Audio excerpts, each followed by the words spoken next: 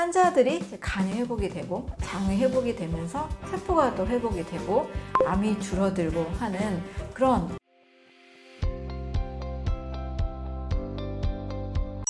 사람들이 잘 모르는 암 생존율 통계의 허점은 무엇인가요?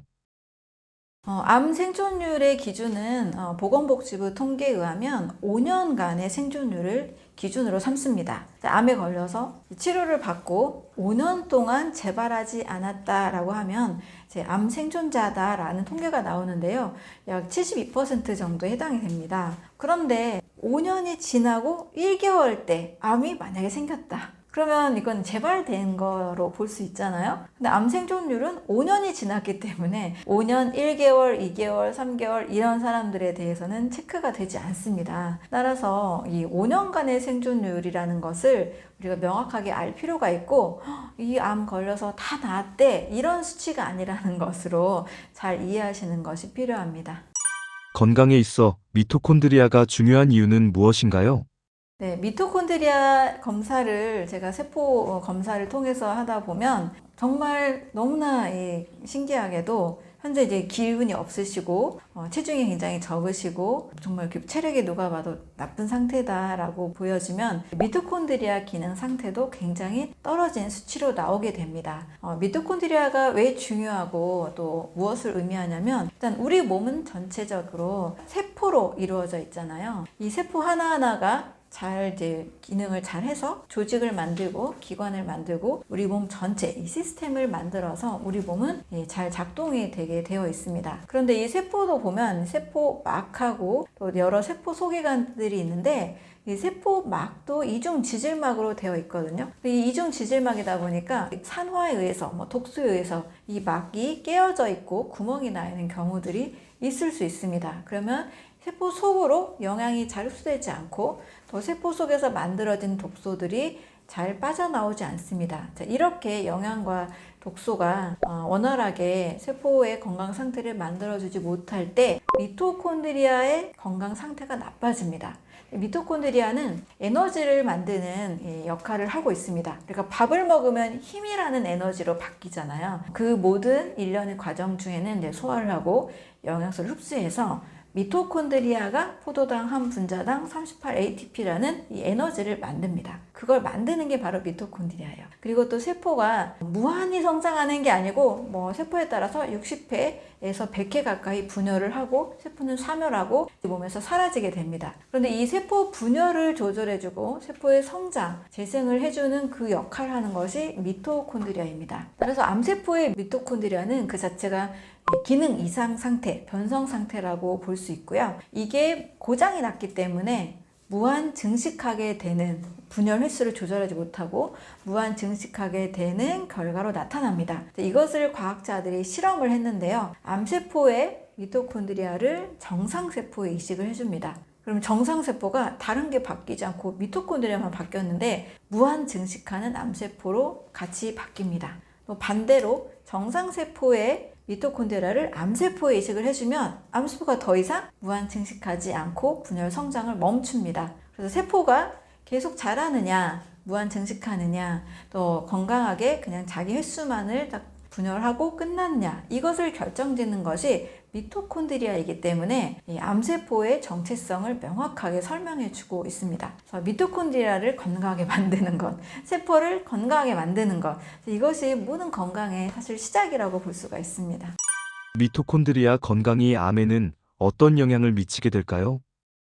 미토콘드리아는 세포의 성장, 분열, 재생을 담당하는 역할을 합니다. 암세포는 딱 개념을 무한히 성장하는 세포다 이렇게 이해하시면 되죠.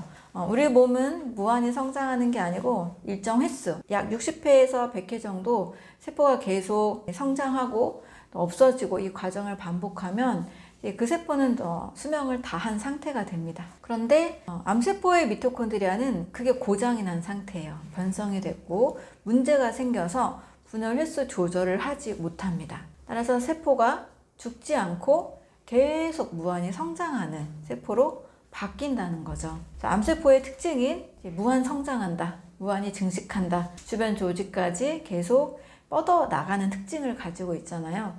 그렇게 고장나게 만든 원인은 세포막이나 세포의 다른 소기관이 아니고 미토콘드리아에 집중을 하고 있습니다. 암세포가 정상세포와 다른 대사를 한다라고 밝혔던 내용은 이미 1931년에 노벨상을 받았던 바르부르크 효과에 의해서도 검증이 됐습니다.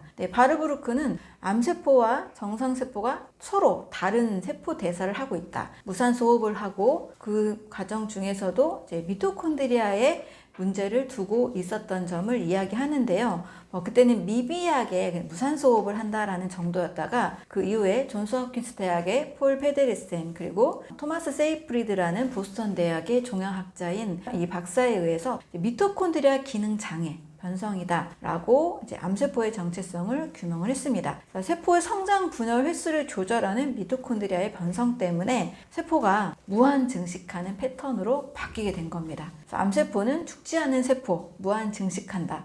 미토콘드리아의 기능 장애다. 이것을 좀 핵심으로 이해하시면 되겠습니다. 100년 전 암을 정복한 막스 거슨의 치료법은 어떤 거였나요? 네, 독일의 의사 막스 거스는 본인의 편두통을 치료하기 위해서 당시 빵과 굉장히 짠 소시지 중심의 식사를 하다가 사과와 당근과 브로콜리, 케일 이런 음식으로 바꾸게 됐습니다. 그랬을 때 이 세포가 짠 소시지를 먹다 보면 나트륨이 몸속에 쌓이게 되잖아요. 그러면서 이제 부종이 일어나게 되고 또 세포가 제대로 일을 하지 못하게 됩니다. 그래서 그런 세포들이 자꾸자꾸 늘어나면서 간의 대사에 문제를 일으킨다는 것을 알게 됐습니다. 이 막스 거스는 자신의 편두통을 사과로 치료를 합니다. 거기서 더 나아가서 이게 굉장히 중요한 요소구나를 이제 발견하게 된 거죠. 그 전까지는 이제 음식이 질병에 어떤 영향을 미치는지 많이 이제 연구가 되지 않았던 이제 시절이었고 음식만 바꿨는데도 편두통이 사라지는 것을 경험하면서 당시 이제 많은 의사니까 환자들에게 식사요법을 적용하기 시작합니다.